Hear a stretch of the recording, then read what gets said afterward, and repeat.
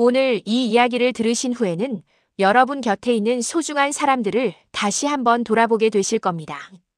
주인공은 박민호 씨, 올해 51살입니다. 2014년 가을, 박민호 씨의 인생은 한순간에 무너져 내렸습니다. 15년간 정성스럽게 키워온 중소제조업체가 대기업과의 계약 파기로 인해 하루아침에 부도가 났고 그동안 쌓아올린 모든 것들이 한꺼번에 사라져버렸습니다.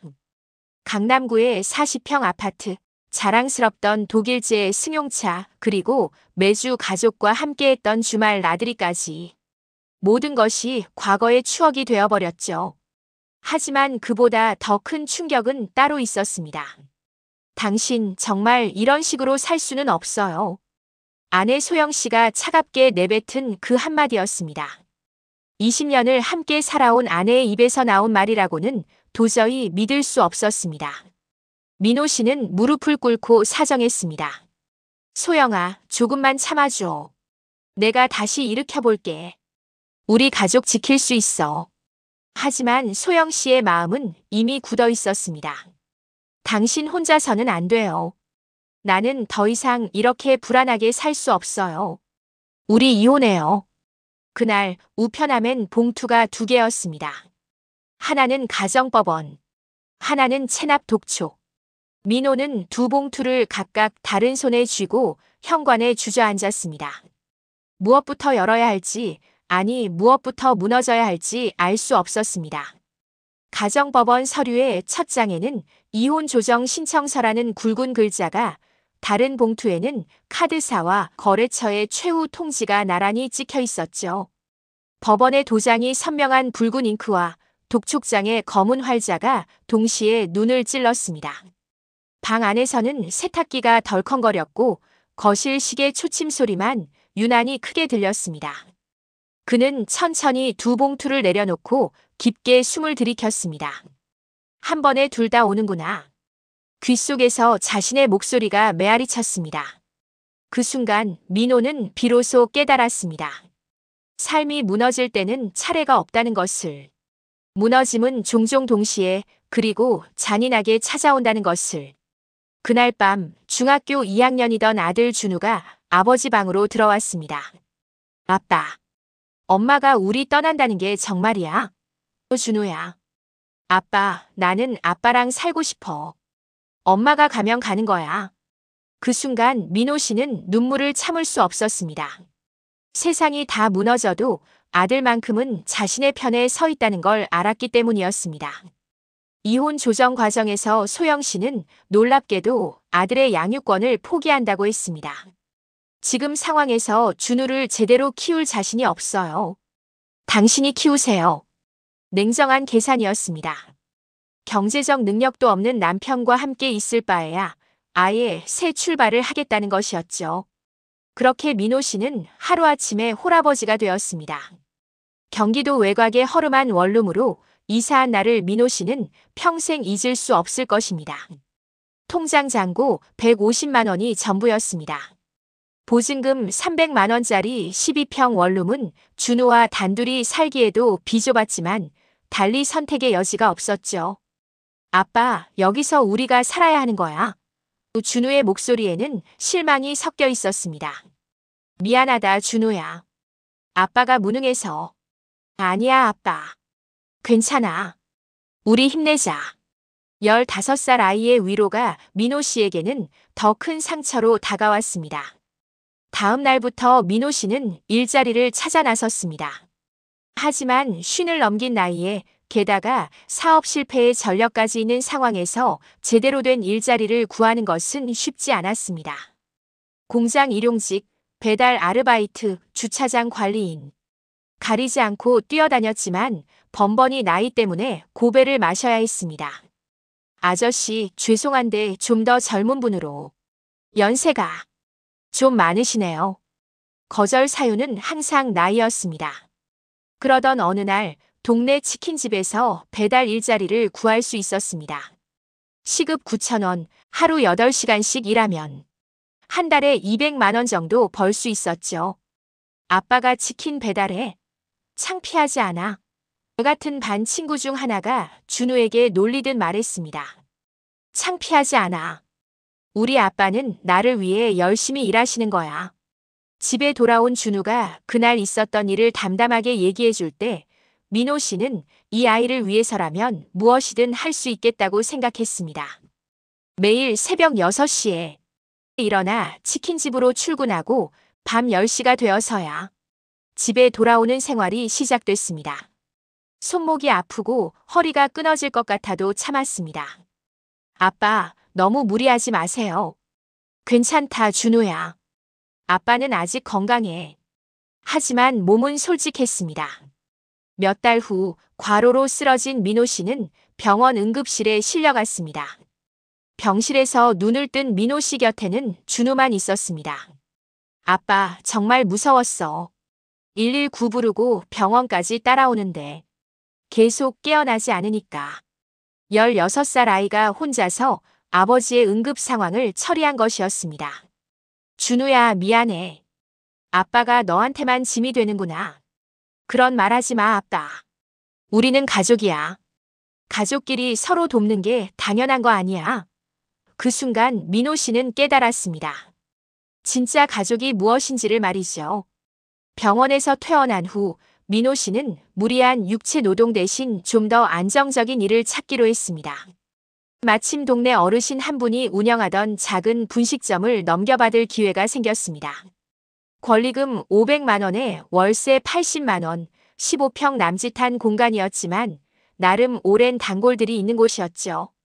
아빠, 정말 해볼 거야? 응, 우리 한번 해보자.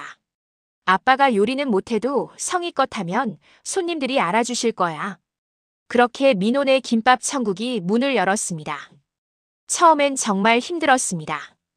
김밥 하나 말아도 모양이 엉망이고 떡볶이는 맛이 일정하지 않았죠. 손님들의 핀잔도 많이 들어야 했습니다. 사장님, 이전 할머니보다는 좀 아쉽네요. 김밥이 좀 허술해 보이는데. 하지만 포기하지 않았습니다. 준우도 방과 후에는 가게에 나와서 설거지와 청소를 도왔습니다. 아빠, 이렇게 하면 더 깔끔해 보여. 아들이 김밥 모양을 교정해 주기도 했고 때로는 친구들을 데려와서 가게를 홍보해 주기도 했습니다. 준우 아빠 분식 정말 맛있어요. 다음에 또 올게요. 준우 친구들의 칭찬 한마디가 민호 씨에게는 큰 힘이 되었습니다. 3년이 지나자 가게도 제법 안정을 찾았습니다. 단골 손님들도 생기고 한 달 매출도 400만 원을 넘기기 시작했죠. 아빠, 이제 좀 여유로워진 것 같아. 그러게. 예전 생각하면 정말 꿈만 같다. 준우는 고등학교에 진학했고 학급 반장도 맡으면서 성실한 학생으로 인정받았습니다. 가끔 학부모 상담을 갈 때마다 담임 선생님은 칭찬을 아끼지 않았습니다. 준우 아버님, 준우가 정말 듬직해요. 집에서 아버지를 많이 도와드리는 게 느껴져요. 그럴 때마다 민호 씨는 가슴이 뿌듯했습니다. 그 무렵 민호 씨는 가게만의 색깔을 만들고 싶었습니다. 수십 번의 시행착오 끝에 개발한 것이 바로 민호네 특제 떡볶이 소스였습니다. 사골 육수와 직접 담근 고추장을 배합해 깁고 진한 맛을 낸 이 소스는 손님들의 입맛을 사로잡았습니다. 이건 다른 집에서는 못 먹는 맛이에요. 손님들의 칭찬과 함께 SNS에 퍼진 후기들은 가게를 더 유명하게 만들었습니다. 결국 지역식품업체 관계자가 찾아왔습니다. 사장님, 이 소스를 간편식으로 상품화하면 어떨까요? 민호 씨는 망설였지만 결국 계약을 체결했습니다. 몇 달 후 민호네 특제 떡볶이라는 이름으로 편의점과 대형마트에서 간편식 제품이 출시되었습니다. 지역신문은 이렇게 보도했습니다. 부도난 사장, 떡볶이로 재기에 성공하다. 방송에도 짧게 소개되며 민호 씨와 준우 부자의 사연은 널리 알려지게 되었습니다. 그렇게 7년의 세월이 흘렀습니다. 준우는 이제 대학교 2학년이 되었고 분식점도 동네에서 제법 알아주는 맛집이 되었습니다. 직원도 한 명 두고 매달 꾸준히 600만 원 이상의 매출을 올리고 있었죠.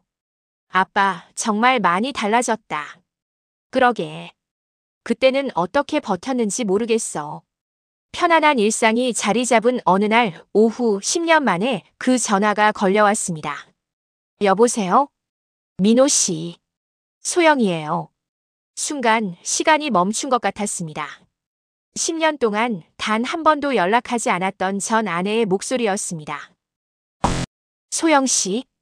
네, 오랜만이죠. 혹시 잠깐 시간 되세요?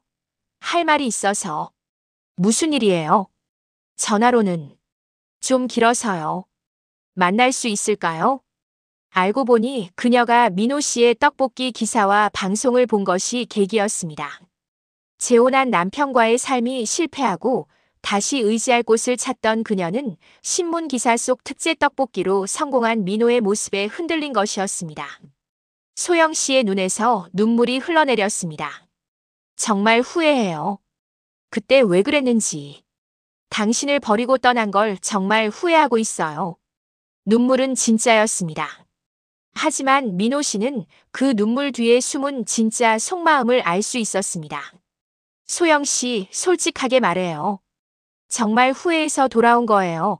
아니면 지금 어려워서 돌아온 거예요? 둘 다예요. 정말 후회도 하고 지금 상황도 힘들고 최소한 정직하게 말하는군요. 민호 씨는 생각했습니다. 재혼한 남편과는 어떻게 된 거예요? 이혼했어요. 빚 때문에. 더 이상 같이 살 수가 없어요. 아이는요? 남편이 데려갔어요. 제가 키울 능력이 안 되니까. 똑같은 패턴이군요. 어려워지면 아이도 버리고 떠나는. 소영 씨, 10년 전에도 똑같은 선택을 하셨잖아요. 그때와는 달라요. 이번에는 정말. 뭐가 다르죠? 소영 씨는 대답할 수 없었습니다. 실제로는 아무것도 달라지지 않았으니까요. 민호 씨, 제발. 우리 다시 한 번만 시작해봐요. 준우도 이제 성인이니까 이해할 거예요. 민호 씨는 고개를 저었습니다. 소영 씨, 준우가 10년 전 어떤 상황이었는지 아세요? 네. 중학교 2학년이었어요. 사춘기에 한복판에 있던 아이가 엄마 없이 아빠와 단둘이 살아야 했어요. 소영 씨의 얼굴이 창백해졌습니다. 그 아이가 얼마나 엄마를 그리워했는지 아세요? 친구들이 엄마 어디 갔냐고 물어볼 때마다 얼마나 상처받았는지. 미안해요. 정말 미안해요. 미안하다고 다 해결되는 건 아니에요, 소영 씨. 그날 밤 집에 돌아온 민호 씨는 많은 생각에 잠겼습니다. 솔직히 말하면 마음이 전혀 움직이지 않는 것은 아니었습니다. 10년간 혼자 살아온 외로움, 모든 책임을 혼자 져야 하는 부담감. 때로는 정말 벅찼으니까요. 아이들을 키우기 위해서라도 안정된 가정이 필요한 건 아닐까? 하지만 그때 준우가 들어왔습니다. 아빠, 무슨 일 있어? 표정이 안 좋아 보여. 아니다, 별일 없어. 혹시 엄마 만났어? 민호 씨는 깜짝 놀랐습니다. 어떻게 알았니? 동네 카페에서 누가 봤대. 아빠가 여자분이랑 얘기하는 걸. 엄마 맞지? 민호 씨는 고개를 끄덕였습니다.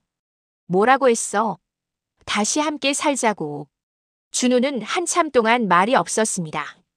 준우야, 너는 어떻게 생각해? 아빠가 결정해. 내 의견도 중요해. 글쎄. 솔직히 말하면 엄마가 그립긴 해. 하지만 엄마는 우리가 어려울 때 떠났잖아. 그런데 이제 와서 다시 돌아오겠다는 건 좀 이기적인 것 같아. 22살이 된 아들의 판단력은 생각보다 성숙했습니다. 그리고 아빠. 응? 우리가 지금까지 잘 살아왔잖아. 엄마 없어도 말이야. 준우의 말이 가슴에 와닿았습니다. 엄마가 필요해서 함께 사는 게 아니라 정말 사랑하기 때문에 함께 사는 거잖아. 근데 엄마는 필요에 의해서 돌아오려는 것 같아. 며칠 후 소영 씨가 다시 전화를 걸어왔습니다. 민호 씨 생각해 보셨어요? 네, 생각해 봤어요. 그래서 어떻게 하시겠어요? 만나서 얘기해요. 이번에는 민호 씨의 분식점에서 만났습니다. 소영 씨는 그곳을 보더니 놀라는 표정을 지었습니다. 와, 정말 대단하네요. 이걸 혼자 다 꾸리셨어요? 준우랑 함께요. 준우도 도와줬구나. 네, 많이 도와줬어요. 소영 씨는 가게를 둘러보며 감탄했습니다. 정말 제가 잘못 판단했나 봐요. 당신이 이렇게 잘할 줄 몰랐어요. 그 순간 민호 씨는 확신했습니다. 소영 씨. 네. 우리는 다시 시작할 수 없을 것 같아요. 소영 씨의 얼굴이 급변했습니다. 왜요? 제가 뭘 잘못했나요? 잘못한 게 아니라 우리는 서로 다른 방향을 보고 있어요. 무슨 말이에요? 소영 씨는 지금 필요에 의해서 저를 찾으셨잖아요. 하지만 가족은 필요에 의해 만들어지는 게 아니에요. 소영 씨가 눈물을 흘리기 시작했습니다. 정말 후회하고 있다고요. 그 후회도 지금 어려운 상황 때문 아닌가요? 네. 만약 소영 씨가 지금 잘 살고 계셨다면 저를 찾아오셨을까요? 대답할 수 없었습니다. 답은 뻔했으니까요. 소영 씨, 저희는 10년 전에 이미 끝났어요. 그때 소영 씨가 선택한 거예요. 민호 씨. 준우와 저는 이제 우리만의 가족이에요. 어려울 때 서로 의지하고 힘들 때 함께 버텨온 가족이요. 그날 저녁 가게 문을 닫고 집으로 돌아온 민호 씨에게 준우가 물었습니다. 아빠 엄마한테 뭐라고 했어? 거절했어. 잘했어, 아빠. 너는 후회 안 할까? 엄마가 돌아왔다면 좀 더 편하게 살 수 있었을 텐데. 준우는 고개를 저었습니다. 아빠, 가족이 뭔지 알아? 네. 가족은 좋을 때만 함께 있는 사람들이 아니야. 힘들고 어려울 때도 끝까지 함께하는 사람들이야. 민호 씨의 눈에서 눈물이 핑 돌았습니다. 엄마는 우리가 힘들 때 떠났어. 그런데 이제 본인이 힘들다고 다시 돌아오겠다는 건 그건 가족이 아니라 그냥 편의적인 관계야. 준호야. 아빠, 우리는 지금까지 진짜 가족이었어. 서로 의지하고 서로 도우며 살아왔잖아. 그렇습니다. 10년간 함께 웃고 울며 버텨온 이 부자야말로 진짜 가족이었던 것입니다. 고마워, 준호야. 뭐가 고마워? 당연한 거지. 그날 밤 민호 씨는 오랜만에 편안한 잠을 잤습니다. 몇 달 후 분식점에 새로운 변화가 생겼습니다. 준우가 대학 졸업을 앞두고 본격적으로 가게 일을 도우면서 메뉴도 다양해지고 인테리어도 새롭게 단장했습니다. 아빠, 이제 정말 제대로 된 가게 같아. 그러게. 내가 아이디어를 많이 줘서 우리가 함께 만든 거지. 가게 이름도 바꿨습니다. 민호네 김밥 천국에서 민호준우 분식으로. 왜 내 이름도 넣어? 너도 이 가게의 주인이니까. 손님들도 부자의 훈훈한 모습을 보며 자주 칭찬했습니다. 사장님, 아드님과 정말 사이가 좋으시네요. 보기 좋아요. 요즘 이런 부자 관계 보기 힘든데. 그런 말을 들을 때마다 민호 씨는 가슴이 뿌듯했습니다. 어느 날 준우가 말했습니다. 아빠, 좋은 사람 만나면 결혼해도 돼. 갑자기 무슨 소리야? 아빠도 혼자 살기 외롭잖아. 진짜 좋은 사람, 우리 가족을 이해해주는 사람이면 상관없어. 민호 씨는 웃었습니다. 고마운 마음은 받겠는데 아직은 괜찮아. 우리 둘이서도 충분히 행복해. 지금도 민호 씨와 준우는 함께 분식점을 운영하며 평범하지만 따뜻한 일상을 보내고 있습니다. 때로는 준우가 회사 일로 바쁠 때 혼자 가게를 지키기도 하고 때로는 아버지가 몸이 아플 때 아들이 대신 가게를 돌보기도 합니다. 서로 의지하고 서로 도우며 살아가는 진짜 가족의 모습이죠. 민호 씨는 정말 많은 것을 깨달았습니다. 가족이란 핏줄로 연결된 사람들이 아니라 서로를 진심으로 아끼고 사랑하는 사람들입니다. 좋을 때만 함께하는 것이 아니라 어려울 때 더욱 가까이에서 서로를 지켜주는 사람들이죠. 소영 씨가 다시 연락을 해올 때 민호 씨가 거절할 수 있었던 이유도 바로 이것 때문이었습니다. 진짜 사랑이 아닌 필요에 의한 접근이었다는 것을 알았기 때문이었죠.